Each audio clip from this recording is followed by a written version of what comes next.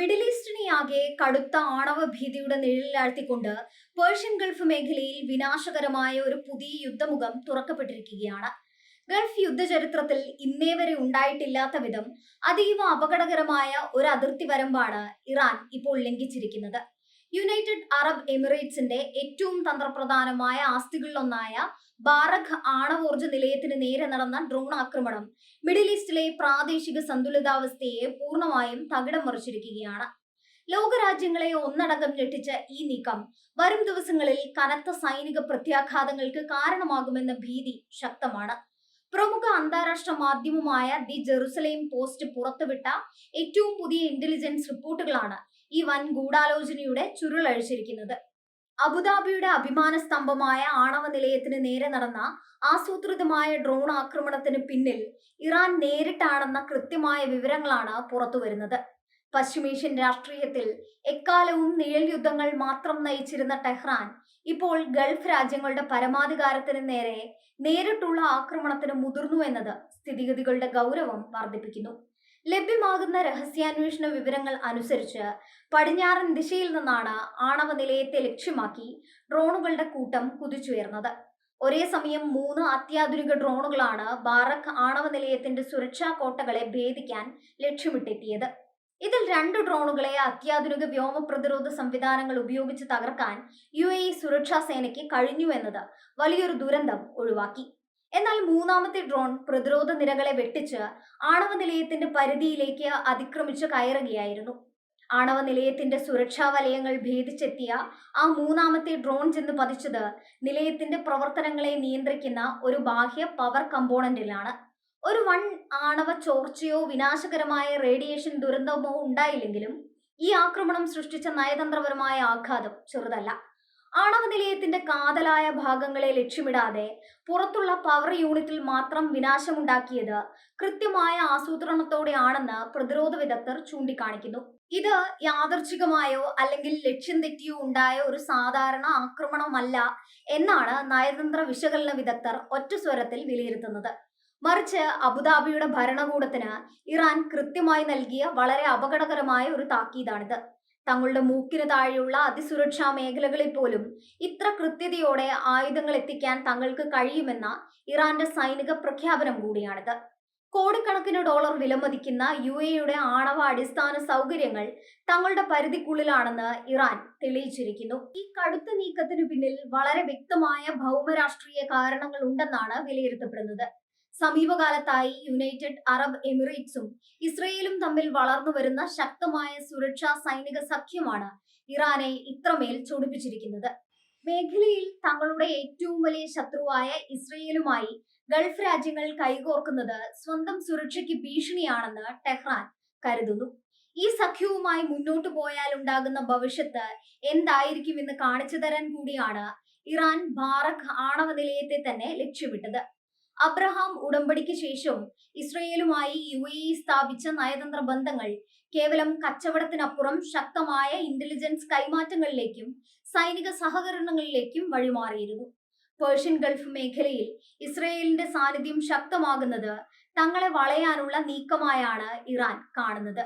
അതിനുള്ള മറുപടിയായി UAEയുടെ ഏറ്റവും വലിയ സാമ്പത്തിക ഊർജ സ്രോതസ്സായ ആണവ നിലയം തന്നെ ആക്രമണ പരിധിയിലാണെന്ന സന്ദേശം ഇറാൻ വിജയകരമായി കൈമാറിക്കഴിഞ്ഞു.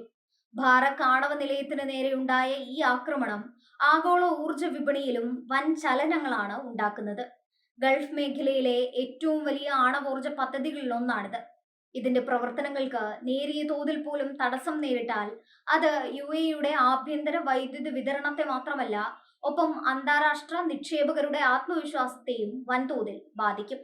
യുദ്ധങ്ങൾക്കിടയിലും വ്യവസായ സൗഹൃദവും സുരക്ഷിതത്വവുമായ ഒരു കേന്ദ്രമെന്ന UAEയുടെ പദവിക്കാണ് ഈ ആക്രമണം മങ്ങലേൽപ്പിച്ചിരിക്കുന്നത്. ഇറാൻ നേരിട്ട് നടത്തിയ ഈ നീക്കം വരും ദിവസങ്ങളിൽ UAEയെ തങ്ങളുടെ പ്രതിരോധ തന്ത്രങ്ങൾ പൂർണ്ണമായും മാറ്റിയെഴുതാൻ പ്രേരിപ്പിക്കും. സ്വന്തം ആണവ നിലയങ്ങളുടെ സുരക്ഷയ്ക്കായി കൂടുതൽ ആധുനികമായ ആന്റി ഡ്രോൺ സംവിധാനങ്ങളും മിസൈൽ പ്രതിരോധ കോട്ടകളും സ്ഥാപിക്കാൻ അബുദാബി നിർബന്ധിതരാകും.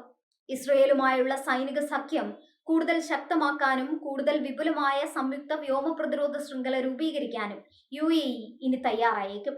ഇത് ഇറാന്റെ ഉദ്ദേശങ്ങൾക്ക് വിപരീതമായ ഫലമായിരിക്കും ഉണ്ടാക്കുക. ഈ ആക്രമണ വാർത്ത പുറത്തു വന്നതോടെ അമേരിക്ക ഉൾപ്പെടെയുള്ള പാശ്ചാത്യ ശക്തികൾ അതീവ ജാഗ്രതയിലാണ്.